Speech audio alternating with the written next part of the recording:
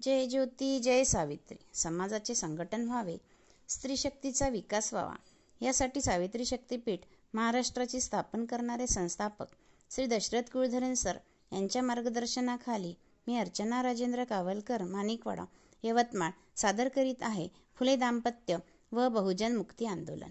संपूर्ण विश्वामध्ये स्त्रीमुक्ती व समतेचे आंदोलन भारतामध्ये प्राचीन काळात स्त्रीसत्ताक पद्धतीच्या माध्यमातून मातृसत्ताक पद्धतीमुळे अस्तित्वात होते. भारताचा इतिहास हा क्रांती आणि प्रतिक्रांतीचा आहे. विदेशी आर्य आक्रमणकाऱ्यांनी भारतातील समतामूलक मातृसत्ताक पद्धतीमधील नेतृत्व करणाऱ्या गणमाता, गणनायकांशी संघर्ष करून कालांतराने मनुस्मृतीसारखी स्त्री गुलामीची व स्त्री दास्याची संहिता निर्माण करून मूळ निवासी क्रांतिनायकांचा इतिहास, त्यांचे चारित्र्य हनन करणारा निर्माण केला. मातृसत्ताक पद्धतीमध्ये स्त्री ही स्वतंत्र होती. ती राज्यकारभार, न्याय, संरक्षण, नेतृत्व ह्या क्षेत्रात अग्रेसर होती. दरम्यानच्या 3000 वर्षात विषमतावादी वर्णव्यवस्था व जातीव्यवस्थाने मूळ निवासींच्या 6500 जाती पोटजातीत विभागले. मध्यमयुगीन भारतामध्ये संत आंदोलन हे नामदेव रचियला पाया तुका झालासी कळस म्हणून संत नामदेवांपासून प्रेरणा घेऊन संत तुकाराम महाराज भटमुक्तीचे व स्त्री समतेचे आंदोलन चालवित होते. अशातच कालांतराने क्रांतिनायिका सावित्रीबाई फुलेंनी शिक्षणाचे महान कार्य राष्ट्रपिता ज्योतिराव फुले यांच्या प्रेरणेने प्रारंभ केले. सावित्रीबाई व ज्योतिरावांनी शिक्षणाचे क्रांतिबीज पेरून स्वतंत्र, समता, न्याय, बंधुतामूलक सामाजिक आंदोलनाचा महान वृक्ष वाढविला.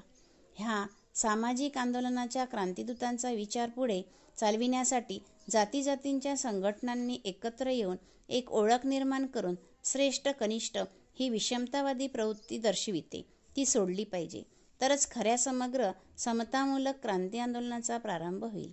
ज्योतिरावांनी त्यांच्या क्रांतिकार्यामध्ये सावित्रीबाईंना सहकारी म्हणून सोबत ठेवले.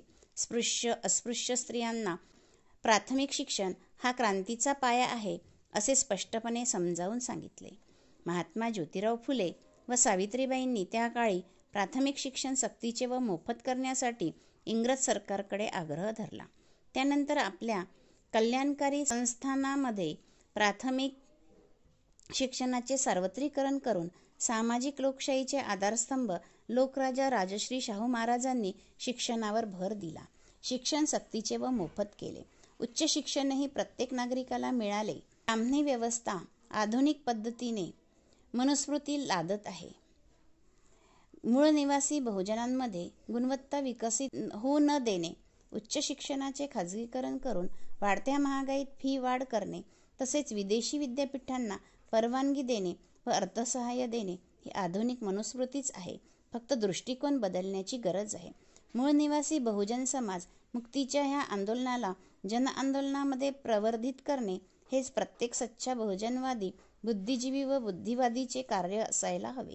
तरच महानायिका सावित्रीबाई फुलेंना अपेक्षित असलेला समाज व राष्ट्र निर्माण होईल. जय ज्योती जय क्रांती. धन्यवाद.